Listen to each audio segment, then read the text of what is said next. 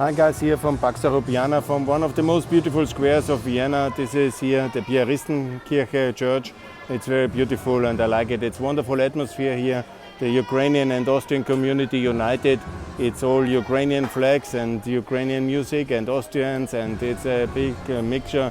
And it's wonderful because the solidarity is strong, and I hope the solidarity will be mutually as well by Austria to join NATO and Ukraine to join the EU and NATO, and to make peace together in the European institutions of NATO, EU and the Euro. This is, I think, the future of our countries united. This is the vision I formulated in 2016 when I initiated the Austrian-Ukrainian Society, and then it was Alfred Braus taking that over, and he has developed it very, very good. I'm very happy with his work. I was also campaigning for the Austrian-Ukrainian Society in Austria later in 2021 in October. Unfortunately, I was not elected and I had no support because I'm seen as an extremist for NATO and as a man for the EU membership. And that's actually now Ukraine is already a EU candidate country.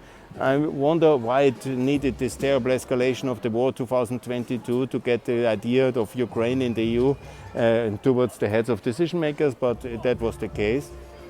And it will be similar that the conclusion of that terrible war can only be with NATO engagement, with NATO intervention, and also with NATO membership of Ukraine and of Austria, and it will be the outcome of this. It might take a long time, but neutrality is anti-solidarity. It's treason to the common European people, because we are one people in Europe and we should belong together in one European Union. And if we then one member of the EU is then behaving like I'm neutral, then that's treason for me, and it's total out of the solidarity concept of the European Union, and it's morally totally defunct. So I call for Austria to join NATO, for Ukraine to join NATO as well, because we have to keep the eastern border safe, and that only NATO can do with NATO membership. That is the only way to stop that war and to keep Ukraine safe, and that's what I'm calling for. It's very logical, and that's what I did as well.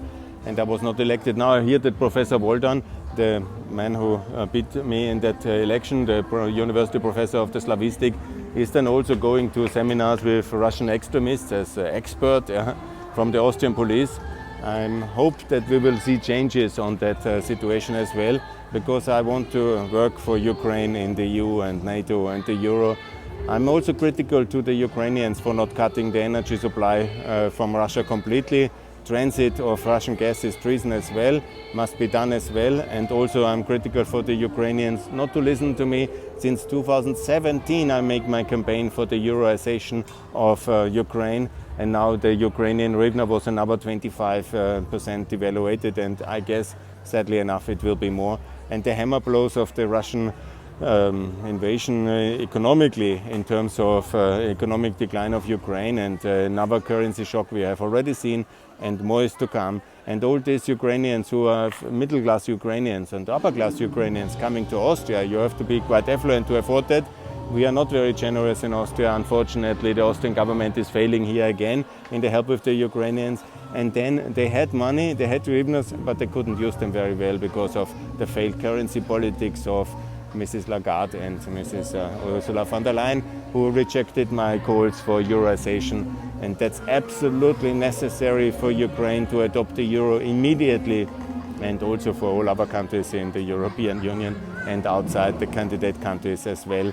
We did it for Montenegro. I say this is 20 years ago.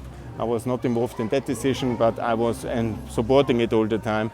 And it was the best decision as well for Kosovo. And I was actually involved in it a bit.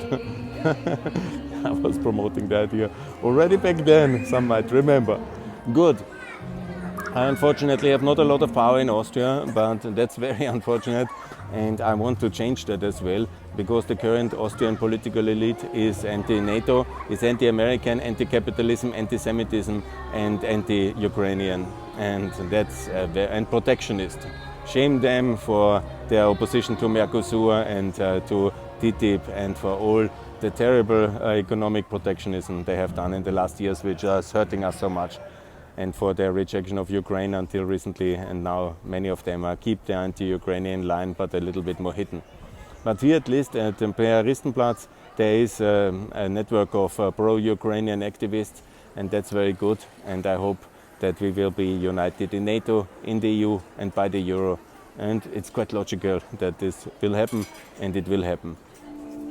Thanks a lot for listening. More to come from Pax Europiana here from Piaristenplatz, the most beautiful place in Vienna. Wonderful atmosphere here, and I'm very happy I came here to celebrate with my friends here. Thanks a lot for European Ukraine in NATO, EU and the European Union and the Euro, and the same for Austria to complete our Western journey, our integration in the West, in NATO. Thanks a lot. All the best. Bye.